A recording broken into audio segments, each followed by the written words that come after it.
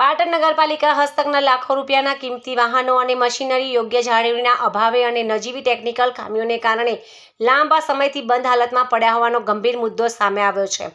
નગરપાલિકાના સદસ્ય ભરત ભાટિયાએ આ બાબતે ચીફ ઓફિસર હિરલબેન ઠાકરને લેખિત રજૂઆત કરી સત્વરે પગલાં લેવા માંગ કરી છે। સરકારી ગ્રાન્ટ અને સ્વભંડોળમાંથી ખરીદાયેલા રોડ રોલર તેમજ સ્કાય ફિલ્ટર, જેસીબી તેમજ મોટા અને નાના રોડ સ્વીપર જેવા મશીનો હાલ શોભાના ગાંઠિયા સમાન બન્યા છે।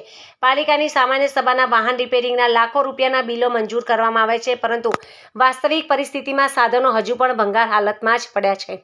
નિયત મુજબ આ સાધનો ભાડે આપીને પાલિકા આવક મેળવી શકે છે, પરંતુ હાલ સાધનો બંધ હોવાથી પાલિકાને બેવડો આર્થિક ફટકો પડી રહ્યો છે।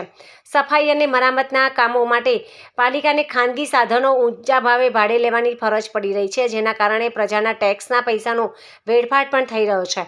નગરપાલિકાની મિલકત સમાના સાધનો નાની ખામીઓને લીધે બંધ રહે તે વહીવટની નિષ્ફળતા છે। ચીફ ઓફિસર રૂબરૂ સ્થળ તપાસ કરે અને સાધનોને રિપેર કરાવી ફરી કાર્યરત કરે તેવી અમારી માંગ છે। ભરત ભાટિયાએ વધુમાં જણાવ્યું હતું કે જો આ સાધનો વહેલી તકે શરૂ કરવામાં આવે તો શહેરના વિકાસ કાર્યોમાં ગતિ આવશે અને પાલિકાની તિજોરી પર પડતો બિનજરૂરી બોજ ઘટશે। પાટણ નગરપાલિકામાં સુચારુ વહીવટ માટે સરકારશ્રીની અને પાટણ નગરપાલિકાના સ્વભંડોળની ગ્રાન્ટોમાંથી લાખો રૂપિયાના ખર્ચે વાહનોની ખરીદી કરવામાં આવે છે।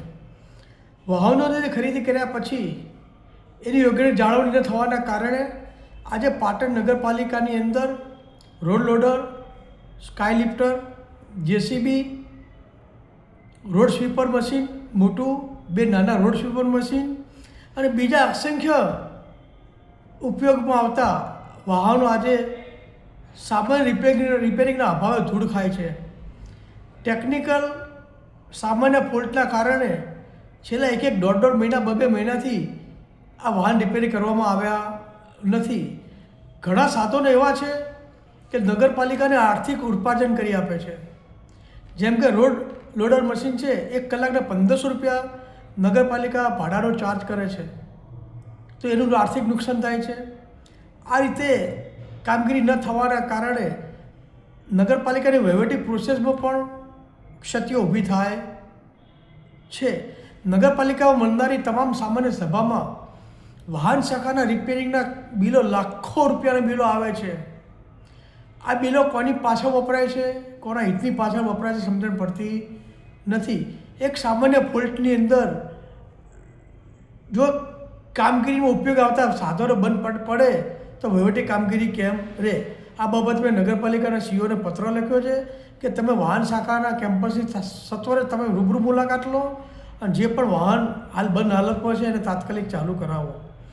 જો ચાલુ કરવામાં આવે તો નગરપાલિકાને ઘણું મોટું આર્થિક નુકસાન અટકે એમ છે।